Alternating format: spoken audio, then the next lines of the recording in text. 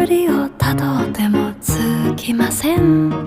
森の小さなレストラン、空っぽのポケットをまっさぐって忘れた人からたどり着く。予約は一つもありません。森の小さなレストラン、空席だらけのランチ時、小鳥がパタパタ笑ってる。チュルチュンチュンチュンチュンチュンチュルチュン、チュルチュンチュンチュンチュンチュンチュルチュン、チュルチュンチュンチュンチュンチュンチュルチュン、チュルチュンチュンチュンチュンチュンチュルチュン。真っ赤なペンキのトータン屋根、メニューはおすすめそればかり。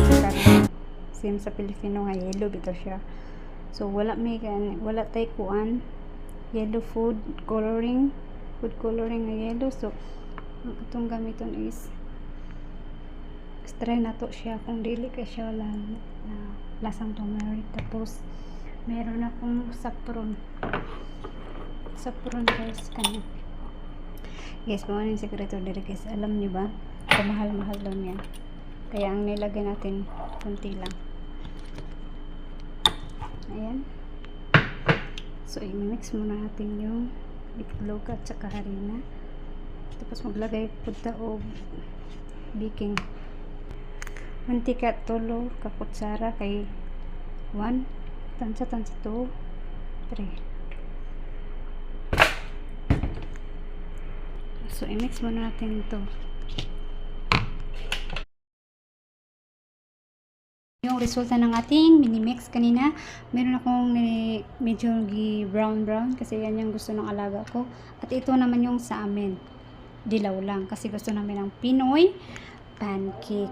So ito guys is parang pa-waffle na talaga siya guys. Ayan o, pa-waffle na talaga siya guys. Oo nga pala, hindi ako naglagay ng baking nito guys kasi nirest ko naman ito ng mga ilang minutes, mga 10 minutes guys, nirest ko yan. Okay, and then maglagay tayo na ngayon ng Nutella and then butter. So sa paglalagay guys is ganito lang, siyempre hawakan muna natin yan, at siyempre ito yung sa alaga ko kasi gusto niya ito.